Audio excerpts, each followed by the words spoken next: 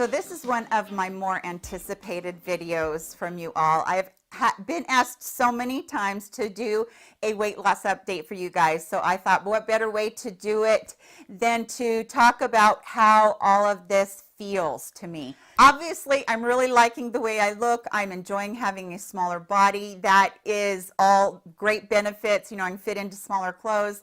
All of those kinds of things are about looks, but I really want to express to you the way I feel in losing 115 pounds. So if you're new to my channel, I want to just give you a little bit of my background.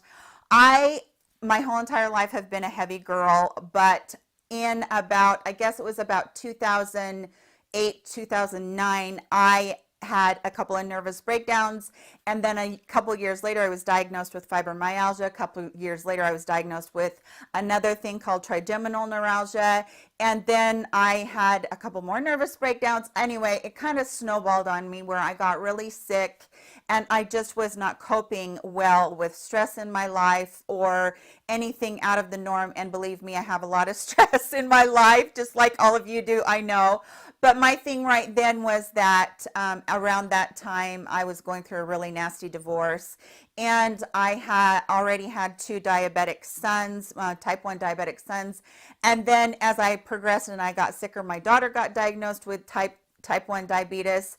And then when I remarried, my husband got diagnosed with type 2 diabetes. And then I was getting all these diagnoses, and life was just kind of spiraling. Even though I was more happier with my personal life, I was calmer with my kids and my husband, and things were going really well there. My body was completely out of control, and I was just really kind of spiraling. And I am such a sugar addict, and I always do this in one of my videos. Hi, my name is Melissa.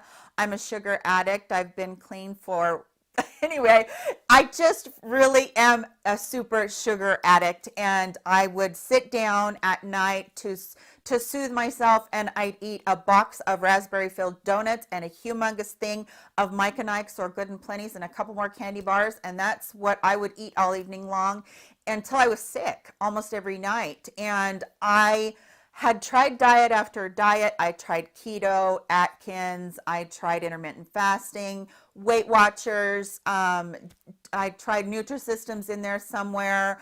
I've done paleo, I did Mediterranean. So I've done all the diets out there, and I can take off weight. That's not my problem. I can take weight off. I can do just fine. And then, you know, I would take off about 50 pounds, and then it would just come back and 10 more. And so I found myself at the point to where I was almost 300 pounds.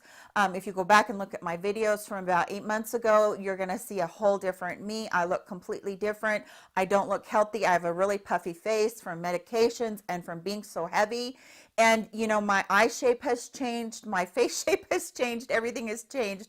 So you can go back and look at some of those, and I will throw up some pictures of those, of what I was going through then. And of course, I'm going to throw up some before and after pictures here so you can see kind of my process as I go along and where I'm at right now.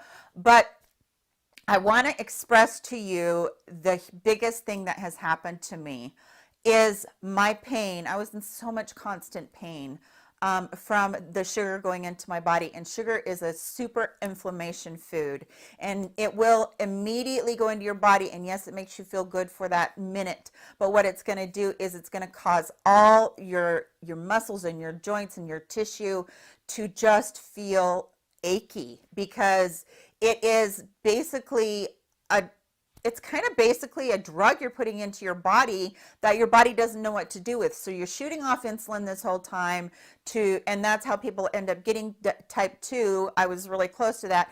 Is, you know, the pancreas can't keep up with all the sugar intake. And so, you know, all of those things were just kind of this big, huge ball of unhealthiness that I was putting myself into.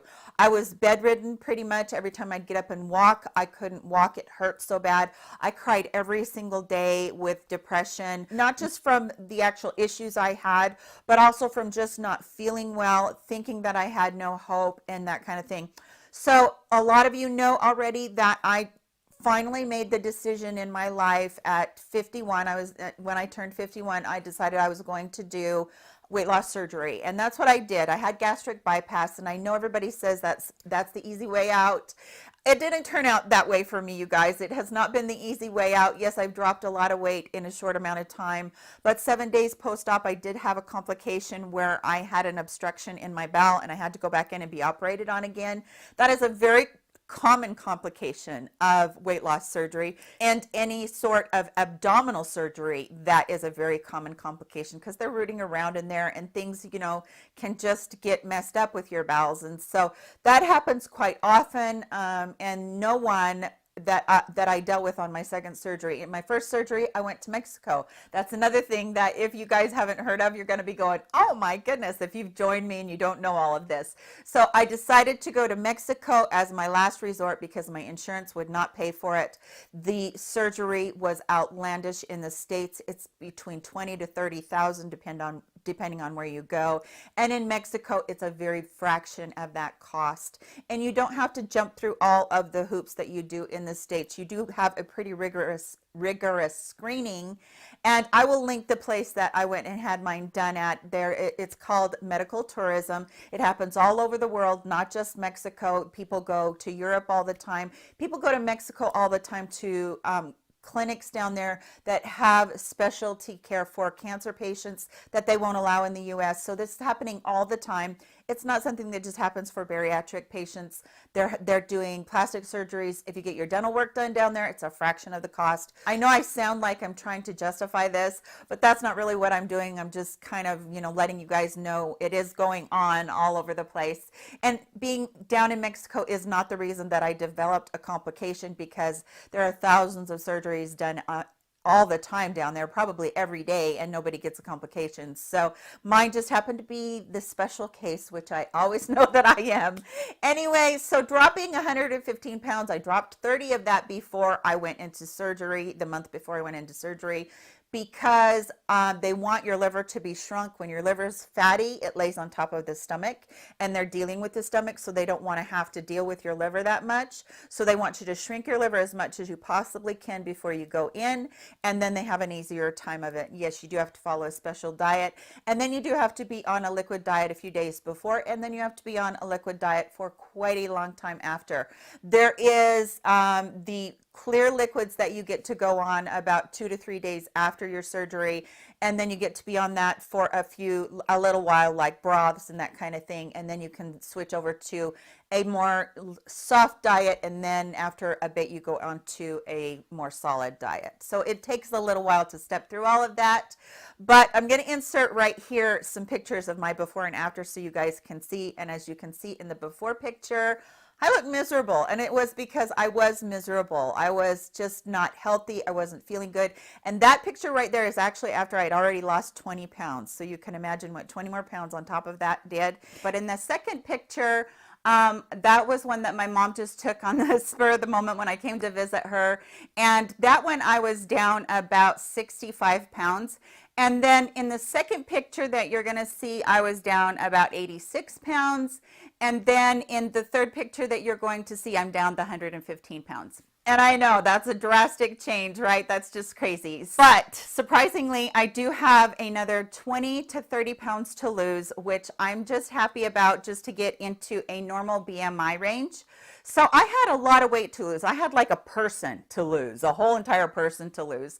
So I feel so much better though. I really feel like doing this, it really saved my life. I feel amazing.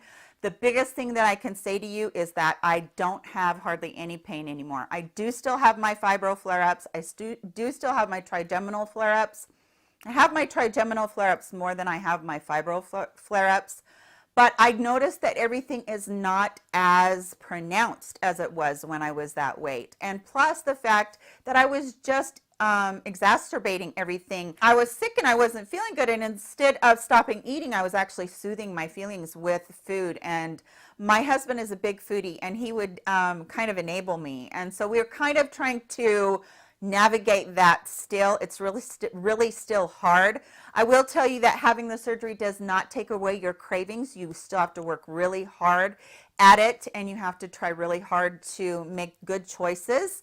And that's what my whole goal is to going forward, make sure that I make really good choices and try really hard to be my body's best advocate, because I know that I have to take care of myself. I've been given this second chance and I'm not going to waste it. I don't want any of that in my life anymore. So the cravings do go down because you can't take in that much. I do have slip-ups. I'm human. There are times when, we'll be at the movie theater and I'll smell the popcorn and it smells so good. And I'll be like, I got to have a handful of popcorn, which doesn't kill you. But at the same time, it's better if you stay away from those kinds of situations, obviously. So, and you can't. I mean, we all get together as families. We all have celebrations we do as families, and, different times of the year when we're together, and food is the center of our universe. And that is something that is really hard to deal with. And the other thing is that, a lot of times food is everybody's entertainment. It's everybody's soother. It's everybody's, I'm bored, I'm going to eat. I'm sad, I'm going to eat. I'm happy, I'm going to eat. So it really is something that we all cope with every single day. And if you're a food addict or a sugar addict, unlike everybody else's addiction, like let's say somebody's addicted to smoking or drinking, drugs, anything like that, a person that has that kind of addiction can go, okay, I'm going to put that away. They put it away or throw it away or whatever, and it's not in front of them every day. With a food addict or somebody that's obese, we have to take our addiction out of the cupboard or the fridge every single day, put it in front of us, and make a decision as to whether or not we're going to abuse our addiction or whether or not we're just going to use food as fuel. And that can become something that really we have to juggle and we have to figure out. So I urge you that if you have any questions about my weight loss, please go ahead and email me, DM me on Instagram. I'll put my Instagram handle right here for you guys. You can talk to me on Facebook, messenger me on Facebook. I'm happy to tell you about any of the things that I've gone through. I will have a playlist below on my weight loss. There are a lot of weight loss videos in there where I just was like at my wit's end. I mean, 2, 3, 4 years ago, at my wit's end, but I just couldn't couldn't get down to where I needed to be or where I wanted to be. So that playlist is down there. You're going to see where I did some fasting and I did keto and I did it all. And so now I'm just trying to very, very just find focus in on being healthy, eating as clean as I possibly can. And I'm not perfect. I mess up. I absolutely do. But this tool that I've been given to use helps me to check myself. Obviously, I can't eat like that anymore, and it's been a blessing. So I just wanted to update you guys. 115 pounds down, yay. And when I get to my goal at hopefully about 145 pounds down, I will make sure that I make another one of these videos for you guys. So if you have any questions, please let me know. I know that this is such a struggle, and believe me, just because I'm this size now doesn't mean that I don't see a fat girl when I look in the mirror all the time, and I'm always self-conscious about it. So I realize that there's a whole mind game that goes on there too. So thank you so much for watching today. I hope that you did enjoy the update and the pictures. Please take care of yourselves. Love each and every one of you. Thank you for all of your support on my channel and in this journey that I've been on. Love you so very much. Take care. Bye-bye.